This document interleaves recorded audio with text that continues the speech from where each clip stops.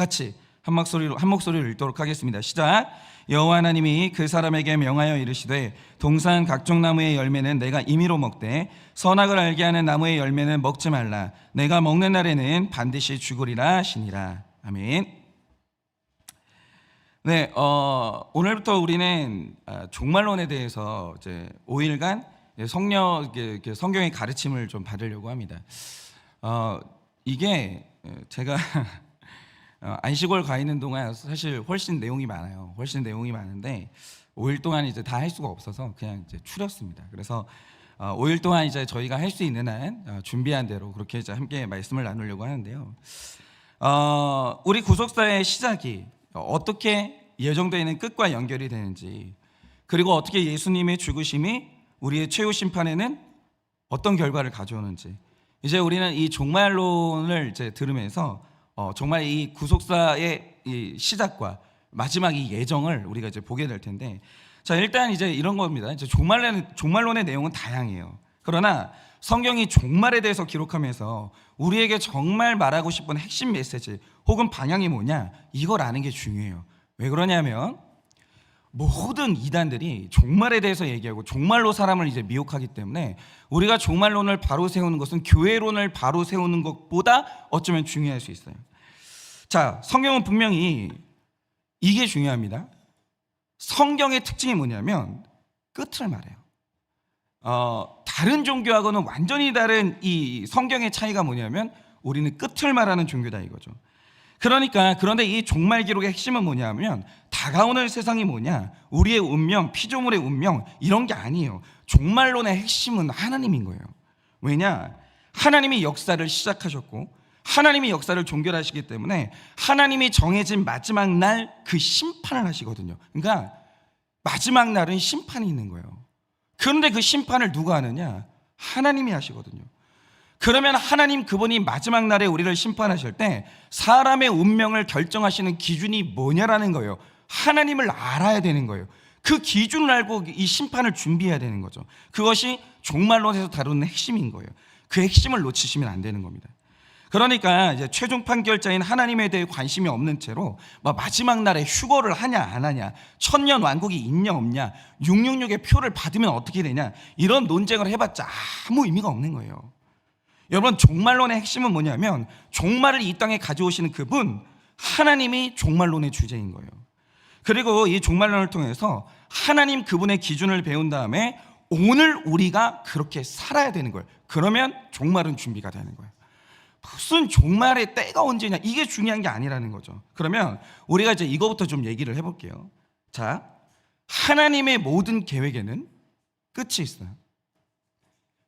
우리의 존재도 끝이 있어요. 언제나 하나님은 이걸 분명히 얘기해요. 좋은 것도 끝이 있고 나쁜 것도 끝이 있어요. 그러니까 제일 미련한 인생이 뭐냐면 좋은 걸 만나면 마치 끝이 없을 것처럼 좋아하는 것이고, 불행을 만나거나 고난을 만나면 마치 끝이 없을 것처럼 절망으로 들어가는 게 다 바보 같은 거예요. 모든 것에는 끝이 있어요. 여러분, 기독교는 불교처럼 무한정 돌아가는 윤회를 말하지를 않는다라는 거예요. 성경의 진리는 언제나 끝을 분명히 말해요. 이게 바로 종말인 거예요. 끝이 있어요. 그러면 하나님의 모든 끝, 다시 말해 종말을 정하신 이유가 뭐예요? 왜 끝을 정하셨어요? 그러니까 이 핵심을 알아야 되는데, 종말의 핵심은 처벌하는 날이 아니라는 거예요. 지금까지 가열차게 달려왔던 우리 구원이 완성되는 날을 종말이라고 보셔야 되는 거예요. 종말은 완성이에요. 무너진 만물의 완성이에요. 이 완성을 마지막 종결시키는 게 뭐냐? 그게 바로 종말이에요. 완성시키면 끝나는 거죠. 그러니까 이게 하나님이 달려가고 있는 이 종말의 이 종착지인 거예요. 그래서 이 종말론이 열리면 우리 인생이 변하는 것이죠. 여러분, 우리는 완성되는 존재예요. 우리는 심판받는 존재라고 보시면 안 돼요. 종말론은 그걸 말하는 게 아니에요. 우리는 완성되는 존재라는 거죠. 구원은 완성돼요. 그러니까 지금 우리는 구원을 이루어가고 있는 중이거든요. 아직 구원이 완성된 게 아니에요. 그래서 괴로워요. 그래서 때는 넘어져요. 아직은 완성된 게 아니에요. 그러나 이 종말이 말하는 게 뭐냐면 우리 구원은 완성돼요. 이 성화가 끝나는 날이 있어요. 이 고난이 끝나는 날이 있고 연단이 다 끝나는 날이 있어요. 여길 향해서 우리가 완전히 달려가고 있는 거예요. 그러니까 인생을 볼 때 애 낳고 돈 벌고 승진하고 그래서 안락함 가운데 죽는 이런 것을 인생으로 보면 큰일 나는 거예요. 인생은 뭐냐? 구원을 완성시켜 나가는 과정인 거예요. 여러분, 인생은 반드시 오게 될 그 끝, 종말을 준비하는 게 우리 인생의 목적인데, 끝을 향해 달려가는 우리 인생은 내 구원의 완성을 이루어가는 과정인 거예요. 여러분, 이거 정확히 하셔야 돼요. 자, 그러면 이 끝날, 이 종말이 언제예요? 자, 성경이 진술하는 건 이겁니다. 종말이 언제냐? 정확히 알아야 돼요. 성경이 말하는 게 뭐냐면, 위에 있던 장막이 땅으로 내려와 사람들과 함께 거하는 그 순간, 하나님의 직접적인 통치가 임하는 그 순간, 그러면 종말이 시작돼요. 그리고 종말이 완성이 돼요. 그러면 중요한 게 이거예요. 예수님이 우리에게 직접 임하셔서 말씀하시고 우리를 직접적으로 통치하셨던 그 시작이 언제였어요? 아직 안 왔어요? 먼 미래에 있을 일입니까? 여러분, 종말이라는 것은 그런 일이 실제로 일어난다면 바로 그때가 종말의 시작인데, 그 일은 이미 일어났었죠. 2000년 전에 하나님의 아들 예수님이 직접 이 땅에 오셔서 직접 말씀하셨고 직접 통치를 시작하셨어요. 그럼 이 말 뜻이 뭐냐? 종말은 미래에 있는 일이 아니라 여러분은 지금 종말의 때를 이미 살고 계시는 거예요. 진입했어요. 구약시대 백성들은 아직 그게 아니었어요. 그걸 기다렸는데, 지금 신약시대를 살고 있는 우리들은 예수님이 오신 이후부터 종말에 진입한 거예요. 이미 시작됐어요. 그러므로 이게 왜 중요하냐면, 요한계시록이 종말을 기록하고 있는 책이거든요. 그런데 지금 예수님이 오신 그 다음부터 종말이 시작됐다는 거죠. 요한계시록은 미래에 관한 책이 아니에요. 오늘 우리 삶에 관한 책이라는 거지. 지금 종말이 요한계시록에 기록된 거의 대부분의 말씀은 지금 오늘 우리에게 일어나고 있는 일들이에요. 예를 들어서 지금 아마겟돈 전쟁이 있다라고 하죠. 이 전쟁이 언제 일어나요? 종말의 때에 일어나거든요. 지금 이 전쟁이 우리 가운데 치열하게 일어나고 있다라는 거예요. 지금 우리는 전쟁 중이에요. 왜냐? 지금은 종말의 때예요. 지금이 종말의 때고 여러분은 거기에 진입해서 살고 계시는 중인 거예요. 그러니까 이 종말의 완성은 뭐냐면, 예수님이 다시 오시는 그날은 종말이 끝나요. 완성되는 거예요. 그러니까 제가 처음에 말씀드린 것처럼 종말론의 핵심은 사건이 아니에요. 종말을 가져오시고 끝을 선언하시는 하나님이 이 종말의 주인공이고 예수님이 종말의 주인공이에요. 그래서 종말은 시간의 개념이 아니라 인격의 개념이고, 종말에 관해서 질문을 던질 때 올바른 질문은 종말의 주인공이 누굽니까? 이걸 물어야지, 종말의 때가 언제냐 이걸 물으면 안 되는 거예요. 핀트가 나간 거예요. 때는, 잘 들으세요, 하나도 안 중요해요. 이미 여러분은 종말을 살고 계시기 때문에 이미 때는 하나도 안 중요해요. 중요한 건 뭐냐면, 이 종말을 가져오시는 분, 종말을 끝낼 분, 종말의 그날에 자기 기준대로 심판하시는 분, 그분이 누구냐 이걸 알아야 되는 거예요. 여러분, 종말은 시간 되면 자동으로 오는 게 아닙니다. 종말은 예수님이 가져오시는 거예요. 그래서 원래 종말론을 잘 배우면 하나님과 예수님을 더 알게 되는 것이지, 무슨 사건이나 징조나 이걸 아는 건 핵심이 아니라는 거예요. 예수님 잘 알면 여러분 종말이 준비된 거예요. 끝난 거예요. 예수님을 아직도 모르면 여러분은 종말이 준비가 안 된 거예요. 종말론은 예수님이에요. 그래서 성경의 종말론은 인격의 개념이 시간의 개념을 압도해요. 그래서 요한계시록 22장 13절을 보면 처음과 마지막에 대해서 뭐라고 말하는가? 내가 처음이고 마지막이다 이래요. 그러니까 우리는 뭔가를 시작할 때도 예수여야 되는데 우리 언제나 다 죽거든요. 그 마지막이 뭐가 돼야 되냐? 예수가 돼야 되는 거예요. 예수가 돼야 되는 거예요. 무슨 마지막에 숨 꼴딱꼴딱 넘어가는데 막 인생의 뭐 첫사랑이 보고 싶다, 이런 얘기 하시면 안 되는 거예요. 마지막 숨질 때 마지막 찾아야 되는 이름이 뭐냐? 사는 동안에도 예수 찾아야 되는 거고, 우리 마지막 순간에도 예수 찾아야 되는 거예요. 그래서 오카노 목사님이 돌아가실 때 그랬다고 해요. 예수님 보고 싶다고. 정말 잘 사신 거예요. 여러분, 마지막 순간에 예수 떠올릴 수 있다는 말은 뜻이 뭐냐면, 오카노 목사님이 사는 날 동안 예수밖에 생각을 안 했다는 거예요. 올바른 종말론적인 자세예요. 그분이 종말을 가져오시는 분이거든요. 그분이 종말에 우리를 건지시는 분이거든요. 예수를 알고 하나님을 알면 더 이상 때는 중요하지 않아요. 인격의 개념이 시간의 개념을 압도하는 거예요. 그러니까 예수님이 오셨던 그 순간부터 오늘을 사는 우리는 이미 종말의 때를 살고 있기 때문에 요한계시록에 기록된 상당 부분이 지금 여러분들이 겪고 있는 일들이에요. 그래서 이제 예수님의 가르침을 비롯해서 성경의 모든 기록을 보면 여러분 이제 보시면 알아요. 기본적으로 종말론이에요. 모든 기록이 뭐냐면 끝을 상정하는 기록이에요. 만약 불교처럼 끝이 없고 삶이 무한히 반복된다, 오늘 성경의 내용이 싹 다 바뀌어야 돼요. 성경의 기록을 여러분 이렇게 보시면 돼요. 성경을 볼 때 이게 끝이 있다는 걸 전제하는 가르침이구나, 이렇게 보시면 돼요. 왜 세상 사랑하지 말라고 해요? 여러분, 왜 이 세상 그렇게 사랑하지 말라고 하는 이유가 뭐예요? 이 세상에 끝이 있기 때문이에요. 다 그래서 끝이 있기 때문에 나오는 가르침이 성경의 가르침이라는 거죠.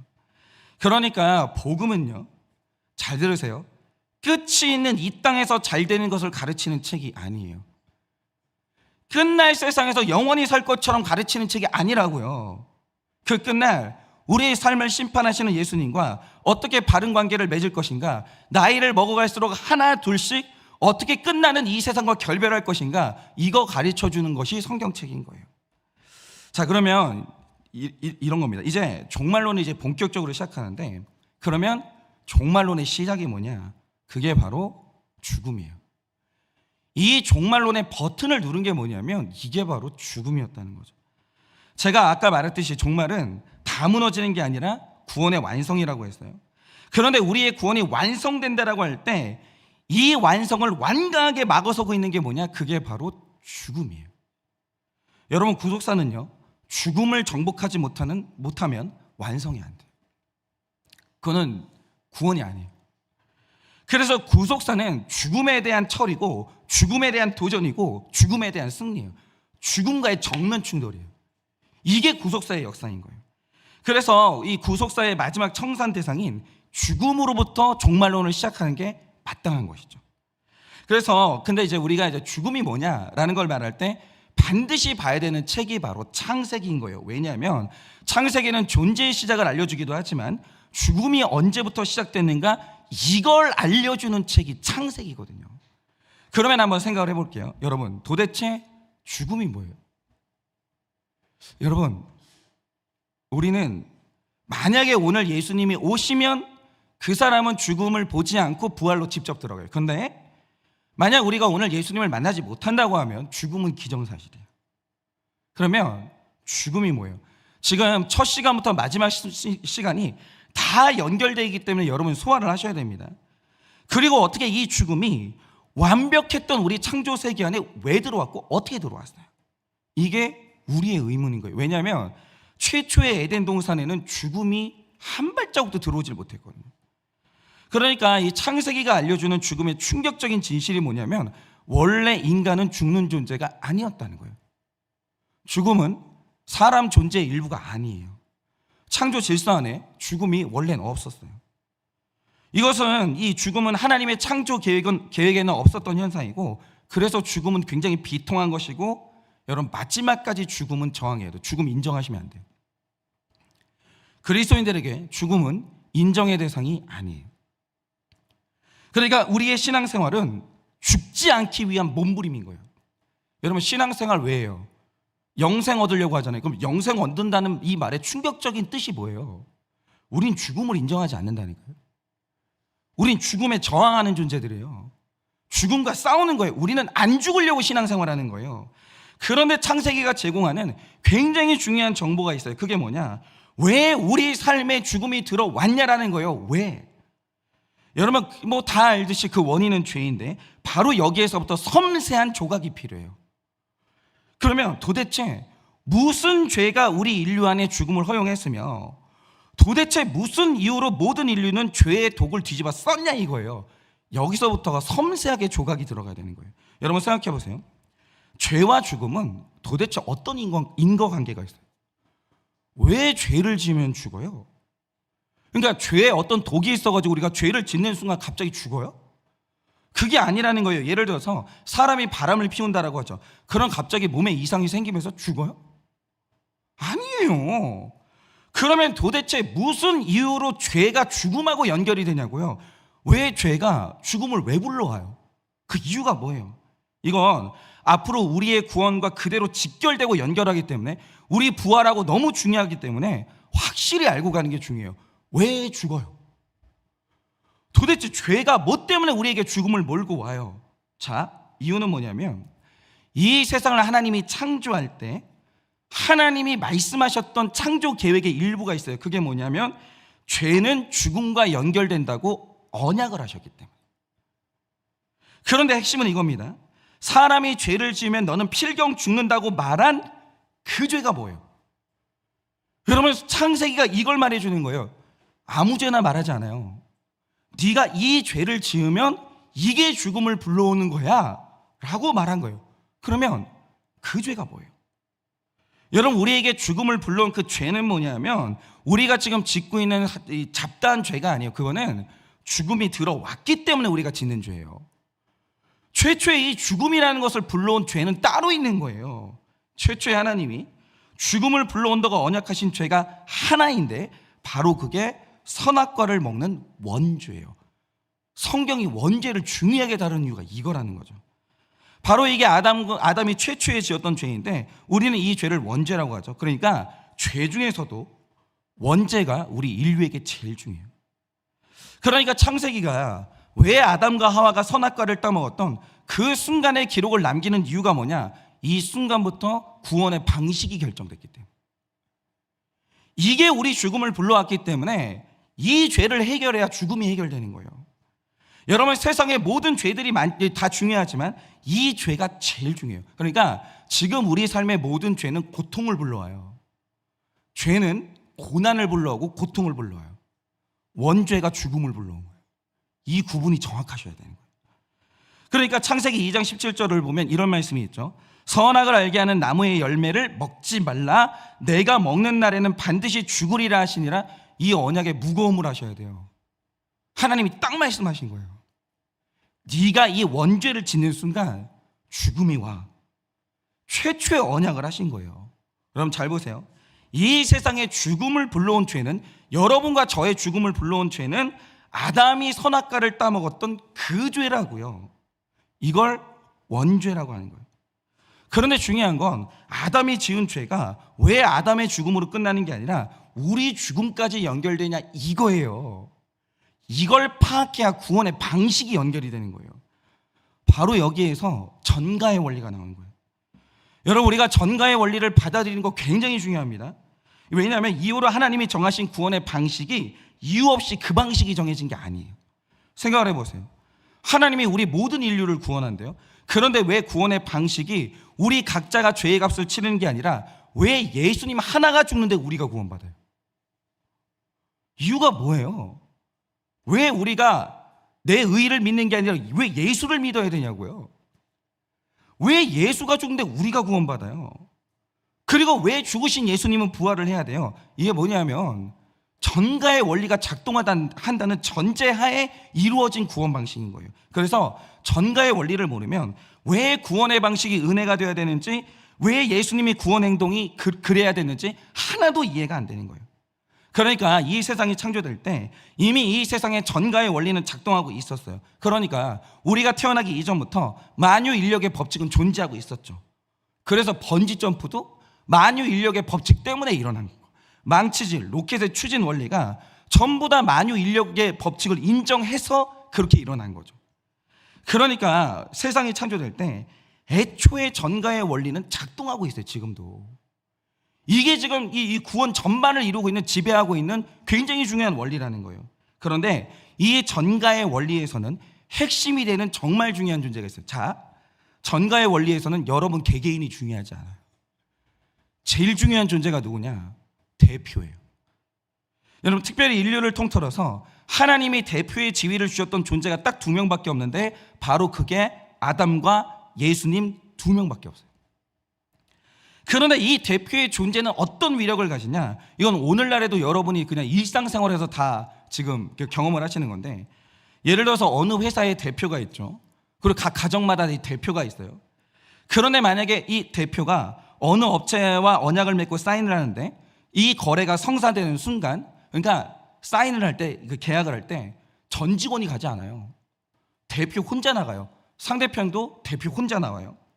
근데 대표끼리 사인을 하는데 사인이 체결되면 그 회사원들 전체가 다 먹고 살 길이 열려요. 반대로 대표 한 명이 잘못된 계약서에 사인을 하는 순간 대표 한 명이 망하면 그 사람만 망하는 게 아니라 대표에게 속한 모든 직원들이 다 실직자가 되고 다 망해요. 그러니까 전가의 원리는 오늘도 어느 가정에나 어느 회사에나 다 지금 진행되고 있는 거예요. 전가의 원리가 이 세상의 법칙인 거예요. 그러니까 지금 우리 현실에도 대표라는 존재가 있고 전가의 원리가 작동하고 있어요. 대표의 운명이 직원의 운명이에요. 가장의 운명이 가족의 운명이에요. 절묘하잖아요. 맞잖아요. 지금도 전가의 원리가 작동하고 있는 거예요. 그런데 하나님이 우리를 대표하는 언약의 수여자로 처음에 세웠던 대표자가 누구냐? 그게 바로 아담이라고요. 아담은 구속사 안에서 어마어마하게 중요한 존재예요. 그래서 만약 우리의 첫 대표 아담이 선악과를 먹지 말라는 하나님의 언약에 순종해서 먹지 않는 일에 성공했으면 그가 영생으로 들어가는데 중요한 건 아담에게 속한 모든 후손이 똑같이 영생으로 다 들어가는 거예요. 그런데 반대로 왜 구원이 아니라 죽음이 우리 인류를 덮치게 됐는가? 대표자 아담이 하나님과의 언약을 깨고 사탄하고 잘못된 계약을 체결했기 때문에 계약이 잘못된 거예요. 그리고 다 망했어요. 바로 그 순간 하나님의 언약대로 아담 안에 즉시 죽음이 침투했는데 문제는 뭐냐면 아담이 대표라는 게 문제였던 거예요. 아담이 죽게 되니까 그에게 속한 우리 모두가 다 죽게 된 거예요. 여러분, 죽음을 다른 죄로 얘기하시면 안 돼요. 원죄가 죽음을 불러온 거예요. 그러므로 여기서 이제 해답을 말할게요. 죽음의 문제를 해결하려면 여러분이 잘해서 되는 게 아니에요. 이거를 빨리 인정하셔야 돼요. 전가의 법칙 안에서 구원받는다는 것은, 죽음을 해결한다는 것은 여러분과 저 개개인이 잘해서 되는 게 아니에요. 이 죽음의 문제는 생각하는 것보다 훨씬 거대하고 깊어요. 아담의 죄가 나로부터 시작된 게 아니듯이 구원도 나 때문에 시작되는 게 아니라는 거예요. 전가의 원리는 그걸 말하는 게 아니에요. 전가의 원리는 여러분이 중요하지 않아요. 대표가 중요해요. 빨리 그 사고방식에서 벗어나셔야 되고 자기애에서 빨리 벗어나셔야 돼요. 여러분이 여러분 자신을 아무리 대단하게 생각하고 자기를 사랑해봤자 여러분 자신으로부터는 자기 구원의 방식이 안 나와요. 나는 내 힘으로 심판을 피하지도 못하고 내가 구원을 이루지도 못하는 거예요. 생각해 보세요. 우리 회사 회장이 사인을 잘못해서 회사가 망했어요. 그럼 직원 하나가 내가 오늘부터 회사를 살리겠어, 열심히 책상에서 막 하루에 18시간씩 일해요. 그러면 그 직원이 부도를 막을 수 있어요? 못 막아요. 유일한 해결책은 뭐냐? 엄청난 자본을 가진 새로운 대표가 취임을 해야 돼요. 그게 홈플러스 사태인 거예요. 대표가 망했어요. 그럼 방법은 딱 하나밖에 없어요. 누가 새로운 대표가 나를 인수해야 돼요. 그거 말고 방법이 없는 거예요. 그러니까 전가의 원리를 인정하고 그 원리 안에서 구원의 방법을 빨리 찾아야 되는 거예요. 그러므로 우리 개개인이 잘해서 구원받을 수 있다라고 말하는 율법주의는 거짓말이에요. 그건 안 되는 거예요. 여러분, 우리가 구원받는 방법은 뭐냐면 잘못된 대표가 우리에게 구원을 몰고 왔으니, 우리 생명의 부도 사태가 일어났으니 이 죽음을 몰아내는 일은 일단 새로운 대표가 와야 되는 거예요. 생명으로 충만한 대표가 와야 되는 거예요. 그래서 구속사의 주인공은 내가 아니에요. 구속사의 주인공은 사람이 아니에요. 우리 인생에 제일 중요한 건 내가 아니에요. 나보다 예수가 중요해요. 나보다 나를 구원하는 그 대표가 나 자신보다 훨씬 중요해요. 그러므로 신앙생활은 내가 나에게서 빨리 빠져나오셔야 돼요. 인생의 주제가 여러분이 아니에요. 내 인생의 주제는 예수 그리스도인 거예요. 그 대표가 없으면 우리는 구원을 못 받거든요. 그러니까 이제 우리가 죽음의 기원을 봤으니까 이제는 우리가 이 죽음의 실상을 봐야 되는 거죠. 도대체 존재론적으로 구원이 뭐예요? 그러니까 죽음이 뭐예요? 뭐가 죽음입니까? 우리가 성경을 통해서 인간이라는 존재의 특징을 알아야 되는데, 사람은 원래 영하고 육이 분리되거나 구별될 수 없는 영육 결합체, 굉장히 신비한 존재예요. 잘 들으세요. 그 동물은 영이 없습니다. 저는 그 완강히 반대하는데, 무슨 강아지나 고양이를 사람이라도 되는 듯이 그런 식으로 대하는 거 있잖아요. 그러니까 사람은 혐오하고 동물은 배신하나 이러면서 막 동물을 엄청 귀하게 여기는 거, 저는 그거는 분명히 반대합니다. 왜냐하면 동물 안에는 영혼이 없어요. 동물은 혼만 있어요. 정신. 약간의 정신, 이 혼만 있지 동물 안에는 영혼이 없어요. 천하 만물 중에서 영이 있고 육이 있는데 이게 완전히 결합돼가지고 뗄 수가 없는 신비한 존재가 있는데 그건 사람밖에 없어요. 천사가 육체가 아니에요. 이게 굉장히 신비한 존재라는 거죠. 그러니까 사람의 몸을 말할 때 영혼을 담는 그릇이 사람의 몸이다, 이런 식으로 이제 마치 쓰다 버리는 도구처럼 여기는 표현이 옳지 않아요. 육이 없는 영은 사람이 아니라 유령이에요. 귀신이에요. 그런데 영이 없는 육은 고깃덩어리예요. 반드시 사람은 뭐냐? 영하고 육이 결합돼야 돼요. 그래야 하나님이 보시기에 좋았다라고 말했던 사람이 되는 거예요. 그런데 성경이 말하는 죽음이 뭐냐? 창세기 35장 18절을 보면 라헬이 죽는 장면을 묘사하는데 이렇게 기록합니다. 그가 죽게 되어 그의 혼이 떠나려 할 때에 이래요. 이게 죽음의 정의예요. 그러니까 죽음은 영과 육의 분리가 죽음인 거예요. 그러니까 이 죽음은 뭐냐면 결코 분리가 되면 안 되는 거예요. 사람이 분리될 수도 없어요. 원래는. 그런데 결코 분리될 수 없는 영과 육이 최초의 결합이 깨지는 사건이 뭐냐? 이게 바로 죽음인 거예요. 이 결합이 깨지는 거. 그러니까 이 성경이 말하는 결합이 깨지는 세 가지의 죽음이 있어요. 그게 뭐냐? 첫째, 절대로 깨지면 안 되는 하나님과 우리의 관계가 깨지는 걸 죽음이라고 말하고, 둘째, 절대 깨지면 안 되는 부부관계가 깨지는 게 죽음이고, 셋째, 절대 깨지면 안 되는 영과 육의 결합이 깨지는 게 그 죽음인 거예요. 그런데 우리의 생명을 분리시키는 이 죽음이 지금 여러분 안에 침투한 거예요. 그러니까 이게 원래 그런 일이 일어날 수가 없거든요. 하나님이 그렇게 사람을 설계한 적이 없어요. 원래 영과 육은 완전히 섞여가지고 이게 분리가 불가능해요. 안 되는 거죠. 근데 이 죽음이 만들어내는 기가 막힌 현상이 뭐냐면 부부관계를 깨트려요. 하나님하고 우리 관계를 깨트려요. 이게 깨질 수가 없는 거거든요.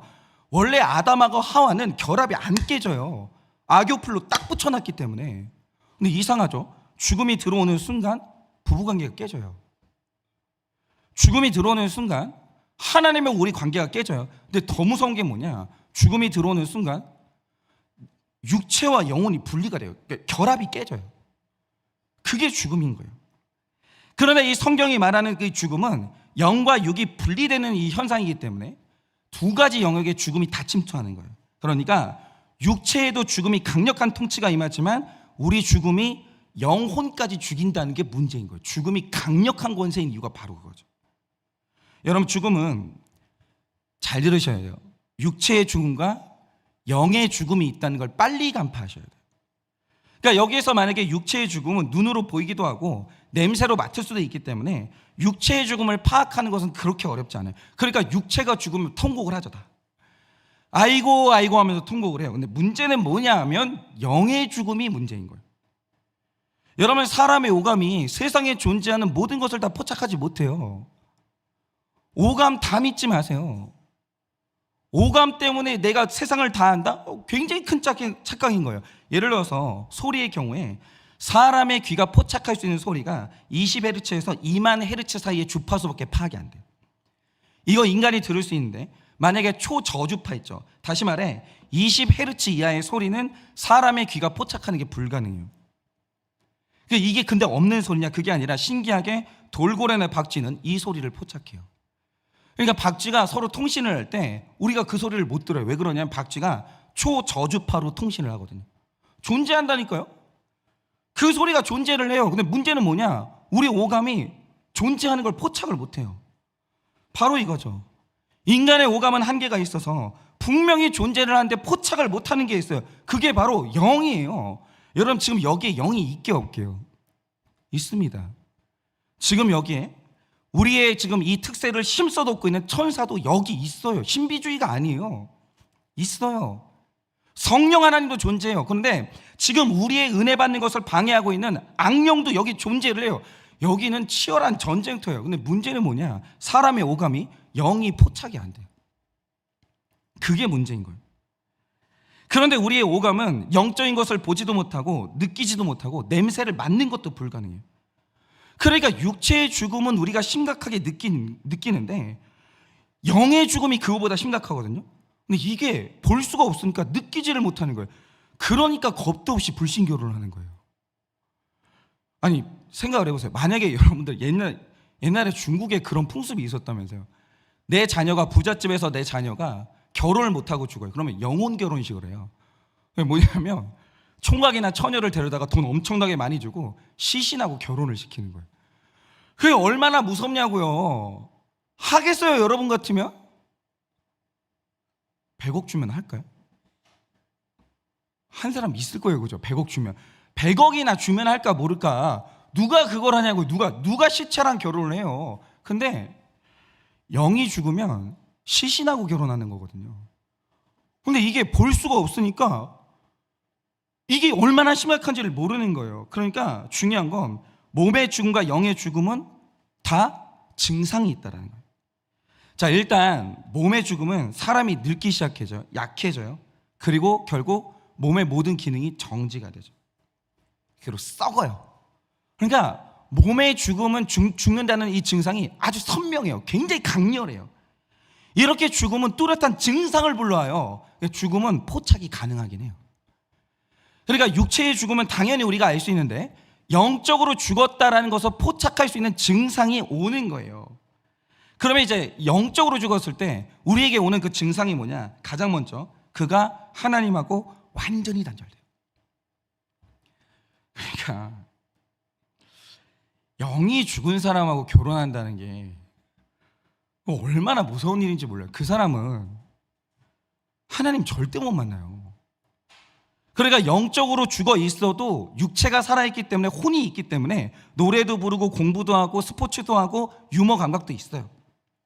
그런데 유독 나를 창조하신 하나님에 대해서는 어떤 감동도 느낄 수 없고 두려움도 없고 반응도 못해요. 저게 뭔지를 몰라요. 아무리 들어도 부활이 뭔지, 천사가 뭔지, 천국이 뭔지 이게 와닿지를 않아요. 와닿지를 절대 안 돼요.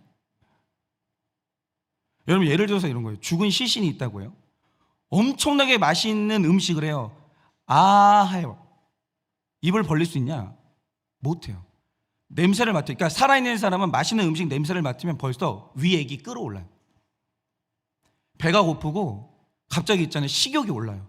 근데 시신에게 아무리 맛있는 냄새를 준다 한들 그 시신이 냄새에 반응할 수 있냐? 못합니다. 여러분 그리스도는 향기가 있어요. 생명의 충만함이 있어요. 그 안에 천국이 있어요. 근데 영이 죽은 사람이 그 향기, 그 천국의 황홀함 이걸 느낄 수 있냐? 아무것도 반응을 못해요. 그거 있잖아요. 공허하게 여기고 아무 쓸데없이 여겨요. 아무 쓸데없이. 그거 뚜렷합니다. 그러니까 이제 뭐 그 불신교제 하는 친구들이 되게 당황하는 게 뭐냐면 제가 늘 말씀드리잖아요. 엄청 나를 좋아해요. 내가 원하는 건 다 들어줘요. 근데 교회 가자라고 하잖아요. 그때부터 굉장히 난감해하기 시작해요. 오잖아요. 꾸벅꾸벅 졸아요. 아무 반응을 못해요. 네 인생, 영원한 인생 구원하는 그 중요한 말씀이 선포되고 있는데 그 사람은 졸아요. 아무 반응도 할 수 없어요. 전날 있잖아요. 20시간 자고 충분히 자고 오잖아요. 그래도 둘 중에 하나예요. 자거나 영혼이 날아가요. 집중을 못하게 하는 거예요. 왜? 재미가 없어요. 여러분 눈에 보이는 해나 달이나 별이나 이런 커다란 나무를 보고 절을 하긴 하지만 정작 나를 창조한 하나님께는 경배하는 게 불가능해요. 왜? 영이 죽었기 때문에. 그리고 하나님이 죄라고 말하는 모든 행위에 대해서 심각함을 못 느껴요. 절대 못 느껴요. 그래서 신자랑 불신자랑 결혼하잖아요. 미치고 팔짝 뛰는 게 뭐냐면 나는 심각한데 상대방이 안 심각해요. 네가 이상한 거야. 다 그렇게 살아. 왜 유별나? 왜 아무것도 아닌 일을 가지고 난리냐고 이러면서 있잖아요. 나는 심각하거든요. 그 사람이 심각함을 못 느껴요. 이게 얼마나 힘든 줄을 아시냐고요. 우리는 있잖아요. 이 사람이 구원을 못 받는 게 엄청 심각해요. 내 자식이 구원을 못 받는 게 엄청 심각한 문제예요. 근데 불신자는 구원을 못 받는 게 하등 심각한 문제가 아니에요. 오히려 애가 시험에서 떨어진 게 훨씬 심각해요. 그래서 영적으로 죽은 사람이 보여주는 뚜렷한 모습이 있어요. 그게 바로 자기 의로움이에요. 하나님을 모르고 자기 죄에 대해서 둔감하니까 자기가 굉장히 의롭다고 생각하는데, 이 의롭다고 생각하는 정도를 보고 있으면 이 사람이 얼마나 죽어인지를 딱 볼 수 있어요. 영적으로 죽은 거죠. 예를 들어서 나병 환자는 신경이 죽어요. 그래서 손가락이 잘려도 자기가 건강한 줄 알아요. 왜냐? 죽어있기 때문에. 문제가 없다라고 생각해요. 손가락, 발가락, 코가 뚝뚝뚝 떨어져 나가는데 지금이야 거울이 있으니까 확인하잖아요. 그 당시엔 거울이 없었다니까요. 내 상태를 확인할 방법이 없어요. 귀가 떨어져 나가도 모른다니까요. 아무 심각함이 없는 거예요. 내가 괜찮은 줄 알아요. 왜 그러냐? 죽어서 그래요. 그러니까 살아있는 그리스도인들의 특징이 뭐냐? 심각한 게 심각한 줄 알아요. 이거 지금 문제 있다. 엄청 심각하다. 이거 안다니까요. 왜? 살아있기 때문이에요. 문제는 뭐냐? 영이 죽은 사람은 아무 문제의식 없어요. 다 괜찮아요. 그리고 자기가 굉장히 잘 산다고 생각해요. 내가 좋은 아빠고 좋은 엄마고 내가 굉장히 좋은 자식인 줄 알아요. 그게 거룩이 뭔지를 모르는 거예요. 살아보셨어요? 나는 네 죄가 보이고 내 죄도 보이는데 얘는 내 죄만 보이고 자기 죄는 안 보이는 거예요. 여러분, 그런 사람하고 살아보셨어요? 대화가 안 돼요. 이게 뭐냐? 죽은 사람인 거예요. 이게 영이 죽은 사람에게 뚜렷이 나타나는데 이 사람이 하나님하고 대화가 될 것 같으세요? 하나님하고 소통이 될 것 같으세요? 죽어도 안 돼요. 여러분, 죽음이 이렇게 무서운 거예요. 죽음은 아무것도 만들어내지 못해요. 아무것도. 그러니까 이 돈을 잃어버리면 엄청 심각하게 생각하거든요. 그런데 죄를 지을 때는 뭐 이 정도 일로 이런 식으로 치부를 하는 거예요. 그런데 영이 살아나서 거룩하신 하나님을 만나고 죄가 얼마나 심각한지를 알면 자기 의로움이 감히 고개를 들지를 못해요. 감히. 뭐 살다 보면 그럴 수 있죠. 억울할 때도 있고 뭐. 그런데 결국에는 그게 안 되는 거예요. 왜냐하면 내 죄를 보기 때문에. 여러분, 다윗을 보세요. 그가 이스라엘의 가장 위대한 왕인데 성령을 받자마자 제일 먼저 일어난 일이 뭐냐? 자기 죄의 심각함을 아는 거예요. 여러분, 역대 왕들이 되게 많았어요. 근데 왕들은 원래 성적인 자유가 주어지거든요. 그러니까 명분도 좋죠. 왕의 혈통을 많이 낳을수록 좋다라고 생각을 하기 때문에 성적으로 이 사람들은 제한이 없어요. 근데 이상하죠. 다윗은 자기 성적인 타락 때문에 아파했던 거의 유일한 왕이에요. 거의 유일한 왕. 이게 얼마나 심각한 일인지, 이게 하나님 앞에서 얼마나 추악한 죄인지를 알았던, 그래서 하나님이 일평생 다윗을 연단했던 그 핵심이 뭐냐? 성적인 문제였어요. 그의 성중독. 근데 이 다윗이 왜 나만, 아니 다들 우리 뭐 솔로몬도 엄청 잘 살았고 다 그렇게 사는데 왜 나만, 성경에 이 억울함이 한 줄도 기록이 안 돼 있어요. 다윗이 연단받을 때 힘들어했어요? 아파했어요? 근데 중요한 게 뭐냐? 억울해는 안 했어요. 왜? 다윗이 이게 얼마나 심각한지를 알았어요. 왜냐? 그는 살아있었거든. 이게 산자의 특징이에요. 이게 산자의 특징이에요. 사람이 살아있으면 죽음의 악취를 맡기 시작해요. 죽음이 있다. 근데 죽기 싫은 거예요. 영적으로 살아나고 싶은 거예요. 그게 바로 회복이라고요. 그게 회복. 산자는 그게 가능한 거예요. 그래서 다윗은 늘 자기 죄 때문에 아파했어요. 그리고 이것 때문에 받는 연단 때문에 억울하지 않았어요. 그가 이것을 감당했어요. 왜? 죽음이 심각한 걸 알았고 그는 사는 게 얼마나 중요한지를 알았거든요. 내 죄를 아니까 나를 죽이려고 했던 아들 압살롬을 미워하지 못했어요. 이거죠. 여러분, 디모데전서 4장 2절은 영적으로 죽은 상태를 뭐라고 표현하느냐? 양심에 화인 맞았다 이래요. 얘는 마귀인가? 본 적이 없던 나방이 오늘따라. 그렇죠. 여러분, 이렇게 사람이 죽은 상태를 양심에 화인 맞았다 이러거든요. 그러면 이 화인 맞았다는 뜻이 뭐냐?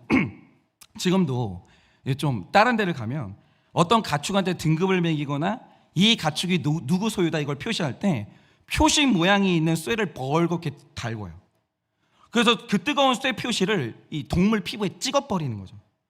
그러면 뜨거운 쇠가 닿는 이 부분은 쇠의 모양을 남기면서 피부가 죽고 신경이 타버려요. 그런데 사도 바울 당시에는 노예의 소속을 이렇게 표시할 때 화인, 다시 말해 피부에 불도장을 찍었어요. 그 가문에.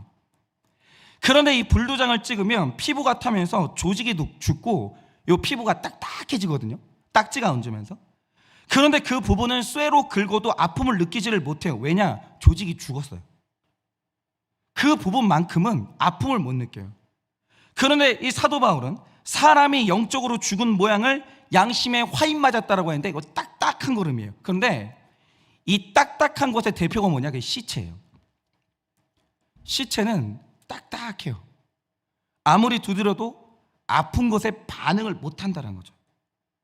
그러니까 양심에 화인 맞은 게 뭐냐면 양심이 죽었기 때문에 자기 죄를 책망하는 말씀을 듣는데 이게 자기 이야기인지 몰라요. 절대 몰라요. 그러니까 그가 영이 살아있다, 이 말의 증거는 뭐냐면 성경이 내 이야기로 들리는 거예요. 막 아파요. 그리고 중요한 게 뭐냐? 부활이 내 이야기로 들려요. 소망이 생기는 거예요.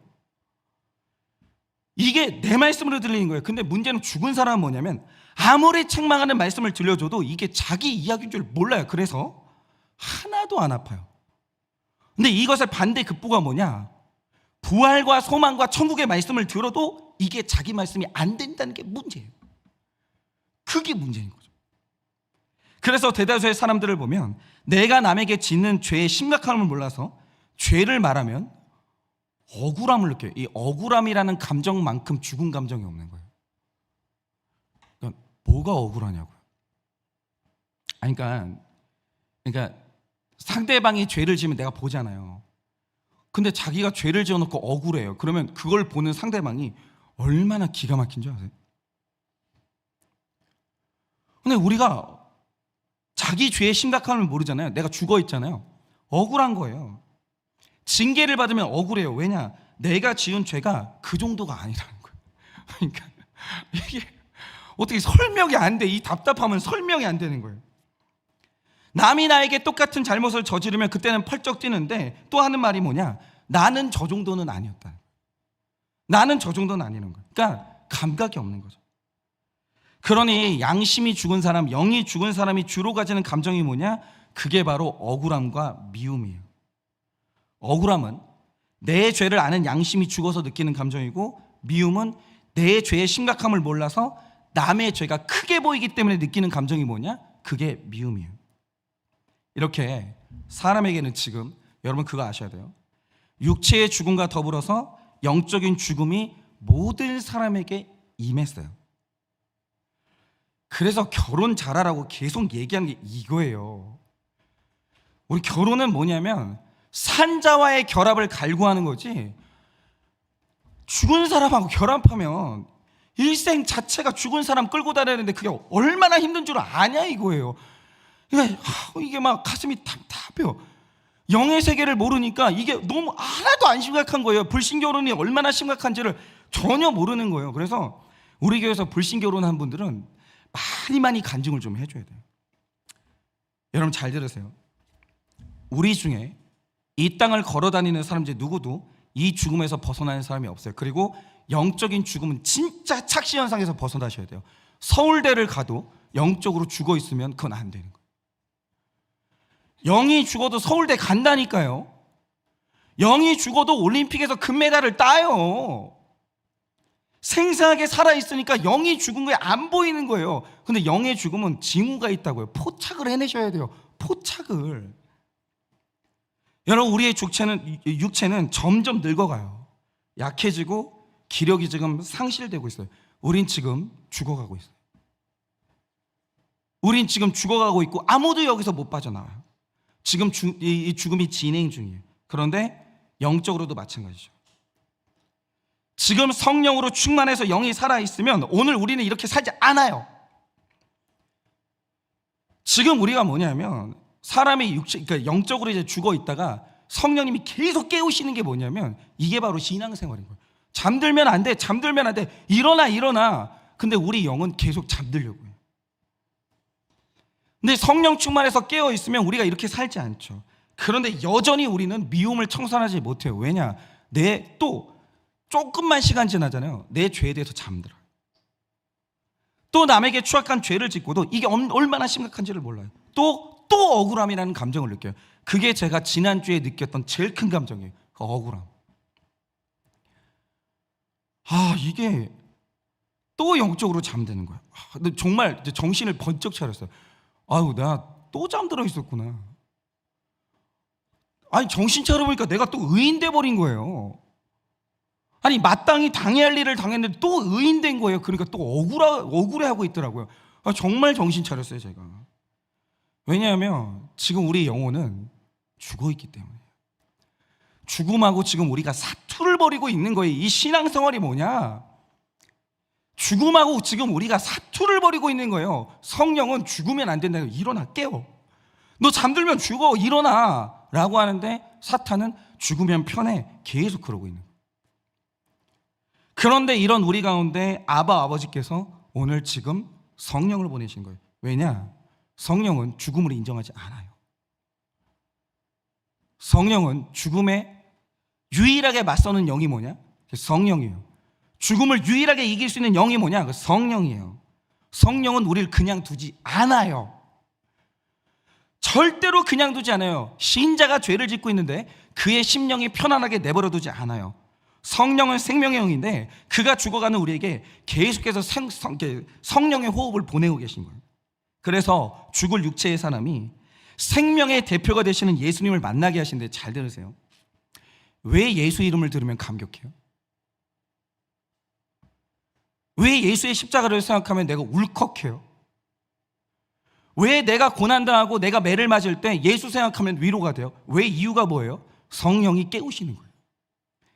예수님하고 연결시키는 거예요. 네 인생의 주인공이 네가 아니야. 네 대표야. 그리고 죄에 대해서 감각이 없는 우리를 깨워서 지속적으로 아파하게 하시고 회개하게 하사 우리를 지금 계속 깨우시는 거예요. 계속. 여러분, 추운 겨울에 눈보라를 맞는 사람들이 하는 말이 있죠. 잠들면 안 돼요. 잠들면 안 돼요. 잠들면 편하지만 그게 죽어가고 있다는 사인이에요. 여러분, 영적으로 잠들면 어떻게 되냐면 엄청 신앙생활 편해집니다. 죄가 안 보여요. 다 네 책임되면 되는 거예요. 나는 잘못한 게 하나도 없어요. 세상에 그렇게 편안한 인생이 어디 있어요? 엄청 편해요. 근데 여러분, 잘 들으세요. 신앙생활은 편하면 안 돼요. 왜냐하면 그게 영적으로 죽어가고 있다는 사인이거든요. 깨달아야 돼요. 성령 받아야 돼요. 오늘 성령이 그냥 안 두시는 거예요. 우리 영과 육의 죽음하고 적극적으로 싸워야 돼요. 적극적으로. 예수님께 꼭 붙어 있어야 돼요. 그러니까 오늘도 막 그런 거예요. 한 주 동안, 지난 한 주 동안에도 막 예수님만 생각했어요. 예수님. 내가 예를 들어서 원통한 일이 있다, 억울한 일이 있다. 나보다 먼저 원통한 일을 당하시고 이 억울한 일을 당하신 그 예수님하고 계속 붙어 있는 거예요. 일평생 죽는 그날까지 뜨겁게 회개하는 그 자리에 서 있어야 돼요. 그 자리를 벗어나시면 안 돼요. 우리 삶에 일어나는 모든 일은 내가 당해 마땅한 일이에요. 억울함 느끼면 다 깨워줘야 돼요. 뭐 하시냐고, 지금 뭐가 억울하시냐고, 정신 차리라고 다 서로 깨워줘야 되는 거예요. 이게 죽음하고 싸움이에요. 여러분, 잘 들으세요. 우리 상대는 죽음이에요. 죽음의 권세는 절대적이에요. 근데 죽음하고 싸우는데 그 쉽냐? 안 쉬워요. 계속해서 죽음은 우리 육체를 죽이기도 하지만 우리 영을 계속 죽여요. 계속.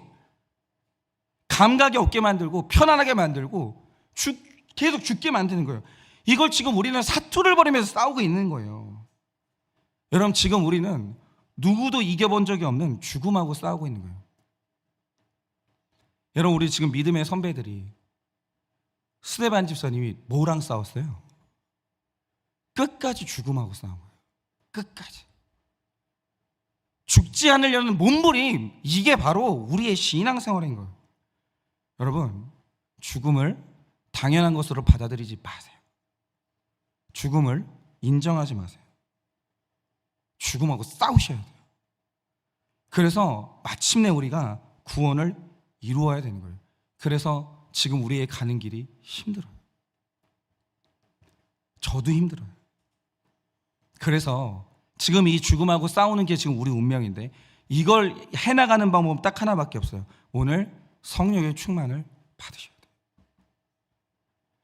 반드시 성령의 충만함의 능력을 받지 않으면 여러분은 또 죽어요. 죽음이 두렵고 죽음에 눌리고 죽음에 치는 거예요. 그래서 오늘도 이 첫날 이 구속사의 시작이 죽음으로부터 시작되는데 이 죽음을 인정하지 마시고 죽음과 싸우는 인생을 살아 마침내 구원을 이루는 우리 모두가 되어지길 예수님의 이름으로 축원합니다. 이 시간에 우리 찬양팀 나와주시고 우리 다 같이 찬양을 하려고 하는데요. 오늘 성령이 오셨네 이 찬양하고 이 시간에 우리 기도하는 시간을 가지려고 합니다. 한 주 동안 저는 이제 이 고난주간 특세를 이제 준비하면서 어려운 시간을 가졌어요. 어려운 시간을 가졌는데 제 안에 이제 그 성령이 역사하시는 걸 느끼는 거예요. 진짜 내가 억울함을 느끼고 내가 내 죄를 인정하지 아니하고 내가 계속해서 하나님이 원하지 않는 반응으로 흘러가려고 할 때 성령님께서 정말 지속적으로 일하시는 걸 느끼는 거예요. 계속 말씀이 생각나게 하시고 누군가를 만나게 하시고 저를 계속 설득하시는 거예요. 아니야. 신기한 게 뭐냐면 제가 이제 막 사실 저는 이제 이번 한 주 동안 제일 많이 느꼈던 감정이 억울함이었거든요. 근데 예수님이 나타나시는 거예요. 이번 한 주 동안 예수님 만났어요. 정말 예수님이 나타나시는 거예요. 그렇게 매맞고 사람들한테 모함당하고 누명을 뒤집어 쓰면서도 변명 한마디를 안 하시는 그 예수가 나타나더라고요. 신기한 경험을 했어요. 예수를 만났어요. 제가.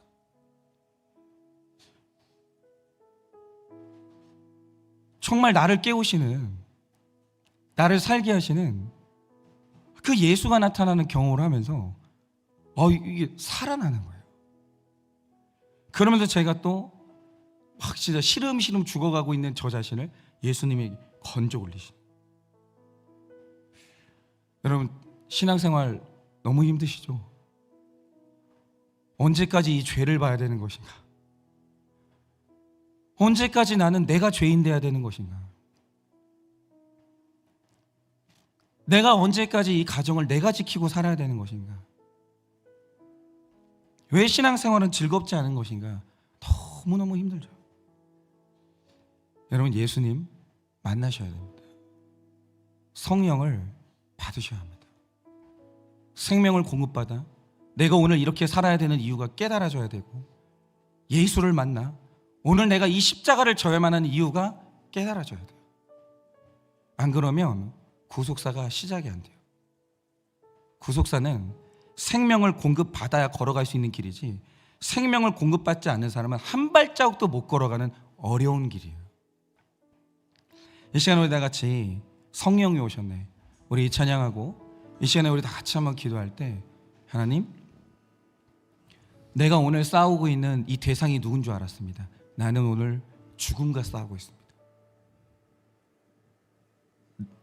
여러분과 제 힘으로 죽어도 못 이겨요. 절대 권세이기 때문에 죽음은 절대 못 이겨요.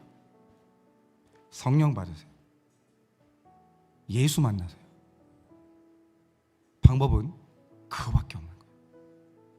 오늘 이 성령을 사모하면서 오늘 성령의 생명의 숨이 나의 가운데 머리부터 발끝까지 가득 채워지기를 오늘 내 눈앞에 예수가 나타나서 내 손을 잡아주시고 내 마음에 왜 십자가를 져야 되는지 그 이유를 보여주시는 별로 나타나시도록 이 시간에 그런 마음의 소원을 가지고 다 같이 한번 찬양하도록 하겠습니다. 우리 성령이 오셨네.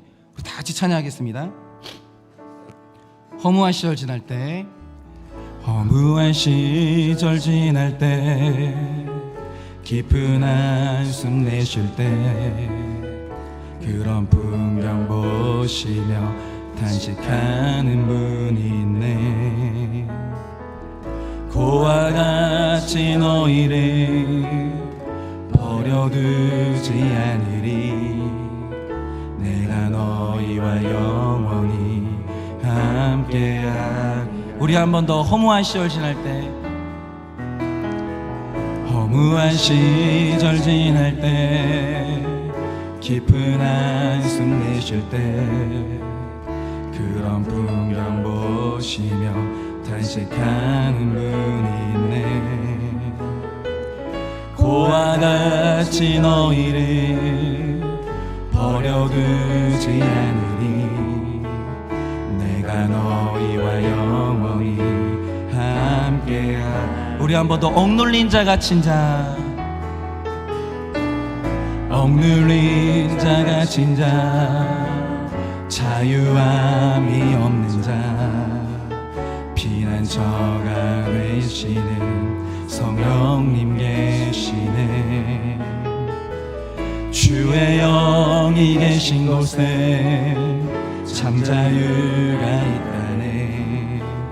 진리의 영이신 성령이 오셨네. 성령이 오셨네.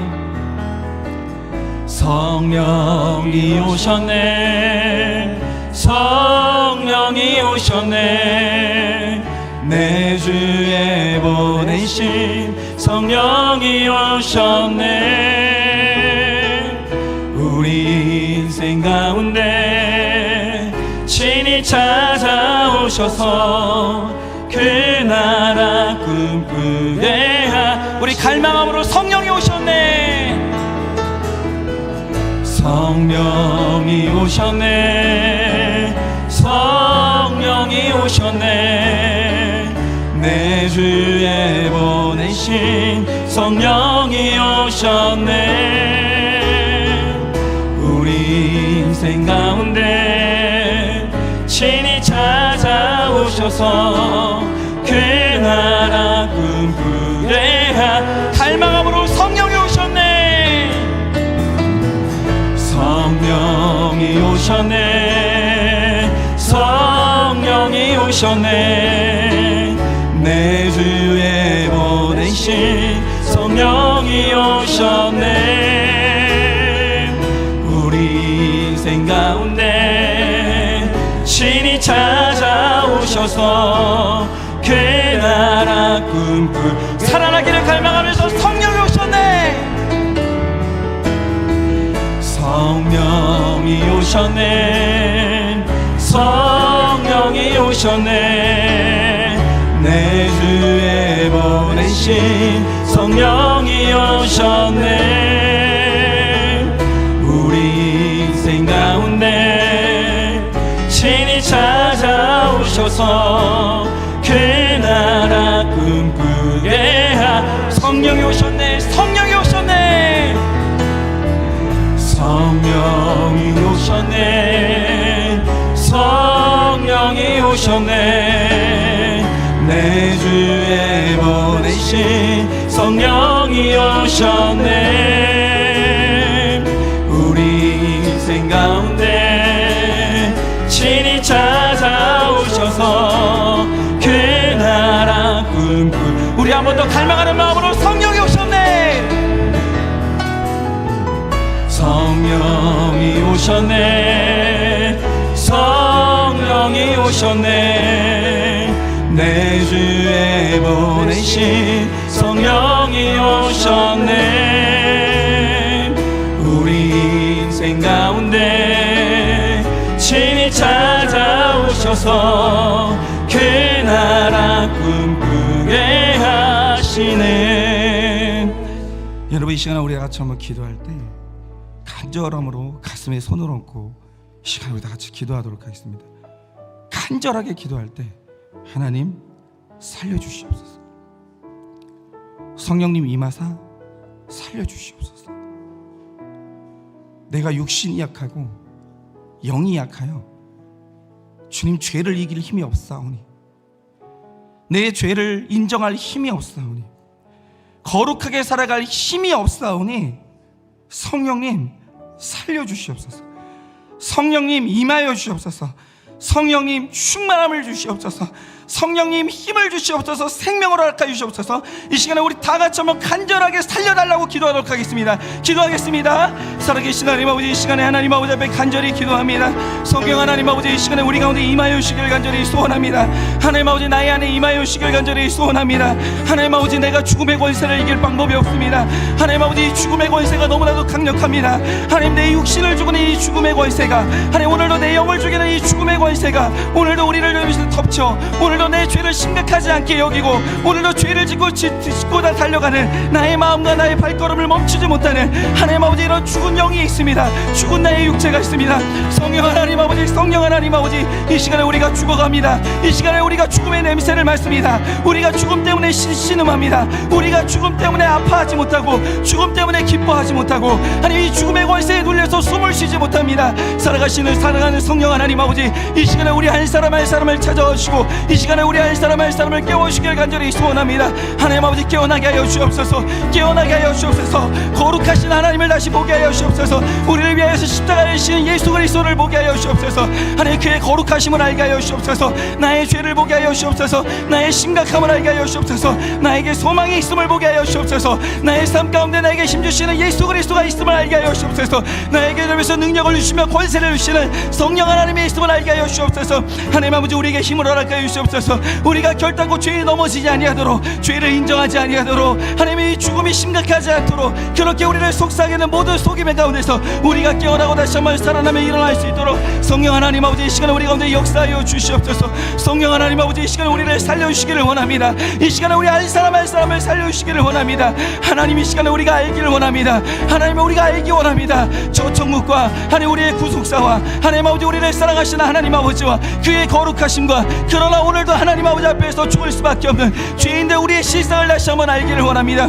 하나님 아버지, 그렇습니다. 하나님 아버지, 오늘도 내가 온전히 죽어가는 가운데 오늘 성령 하나님께서 우리에게 찾아오사 오늘도 하나님 아버지 앞에 다시 한번 깨어나게 하여 주시고 오늘도 하나님 아버지 앞에 다시 한번 살아나게 하시고 다시 한번 죄와 싸울 수 있는 힘과 능력을 허락해 주시니 감사합니다. 하나님 아버지, 오늘도 우리가 죽음과 싸워나가기를 원합니다. 죽음과 싸워나가기를 원합니다. 이 죽음과 치열하게 싸우기 원합니다. 우리는 영생을 위하여 죽지 않기 위하여 오늘도 이 길을 달려가오니 살아계신 하나님 아버지, 오늘 우리 가운데 역사하여 주시다. 오늘도 생명의 향기를 따라 나가는 우리가 될 수 있도록 은혜를 허락하여 주시옵소서. 결단코 우리가 넘어지지 아니하게 하여 주시옵소서. 결단코 좌절하지 아니하게 하여 주시옵소서. 죽는 그날까지 이 죽음에 저항하며 내 속에 역사하는 이 죽음의 권세와 싸워 반드시 이겨나가는 우리가 될 수 있도록 은혜를 허락하여 주시옵소서.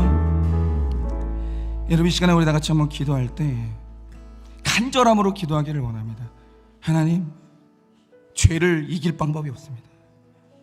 죄를 짓고도 심각한 줄을 모릅니다. 양심이 죽어 양심이 화인 맞아. 내가 얼마나 하나님 앞에 벗어나 있는지, 그러면서도 그걸 멈출 생각조차 하지 않는 하나님의 나의 죄가 있습니다. 주님, 이것을 인정하지 않습니다. 성령을 받아 양심의 화인 맞아 죽어있던 내 양심이 살아나기를 원하오니 거룩하게 살아갈 힘과 능력을 허락하여 달라고, 이 시간에 이 죽은 내가 역사하고 있는, 내가 짓고 있는 이 죄 때문에 통곡할 수 있는 이 양심이 회복되게 해달라고, 나의 눈물이 회복되게 해달라고 이 시간 우리 다 같이 한번 그렇게 기도하도록 하겠습니다. 기도하겠습니다. 살아계신 하나님 아버지, 이 시간에 하나님 아버지 앞에 간절히 기도합니다. 하나님 아버지, 사랑하는 우리 지체들의 눈물이 살아나게 하여 주옵소서. 하나님 아버지, 사랑하는 우리 지체들의 양심이 살아나게 하여 주옵소서. 성령 하나님 아버지, 우리가 죽어 있습니다. 성령 하나님 아버지, 우리가 죽어 있습니다. 그래서 하나님 아버지, 어느덧 하나님 아버지, 우리가 다시 한번 의인이 되었습니다. 남편이 잘못했습니다. 아내가 잘못했습니다.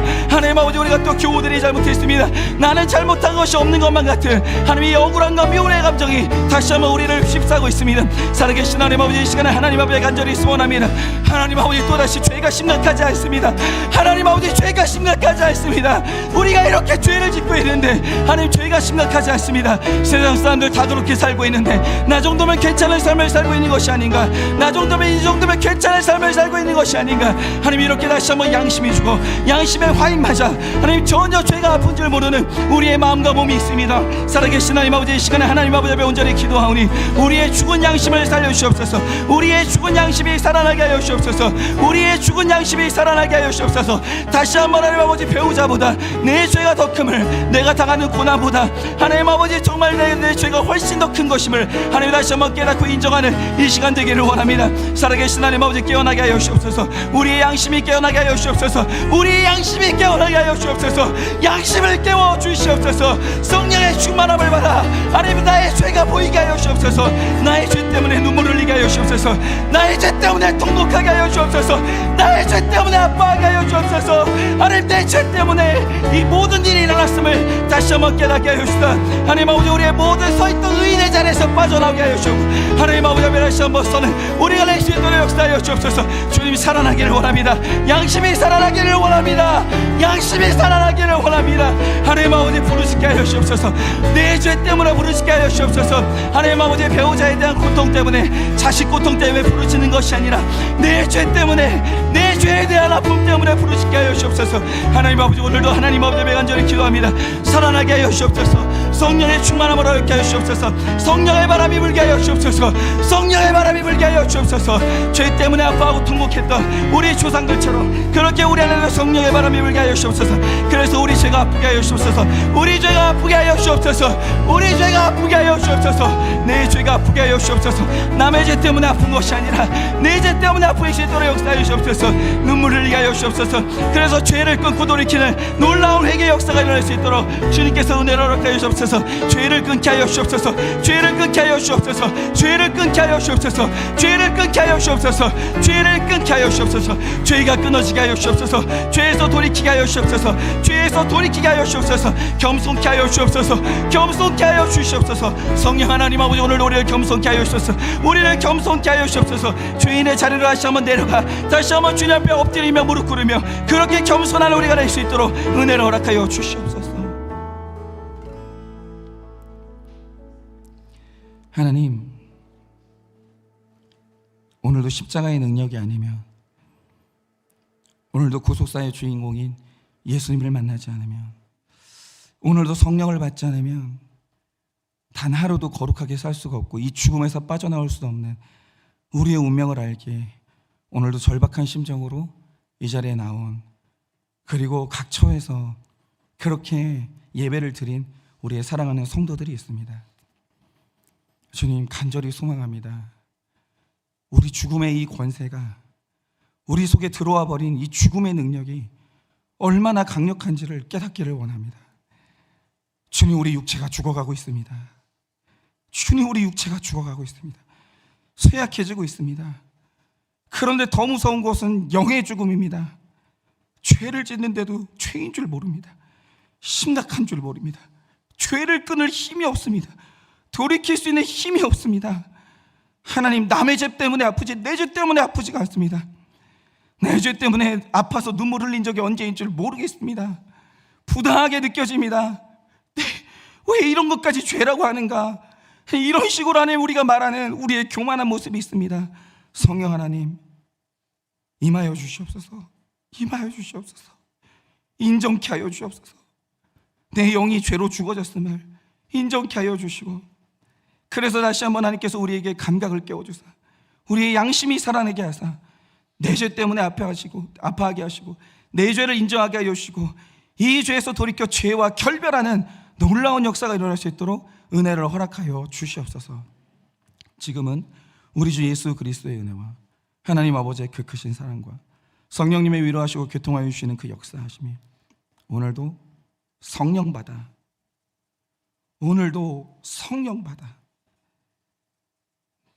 죽음을 몰아내고 죽은 내 영이 살아나 오늘도 내 죄를 보고 내 죄 때문에 눈물을 흘리며 이 죄와 결별할 힘을 얻기를 원하는 사랑하는 모든 주의 종들의 머리 위에 지금으로부터 영원 무궁토록 함께 있을지어다. 아멘. 시간에 자유롭게 기도하다가 각자 돌아가도록 하겠습니다.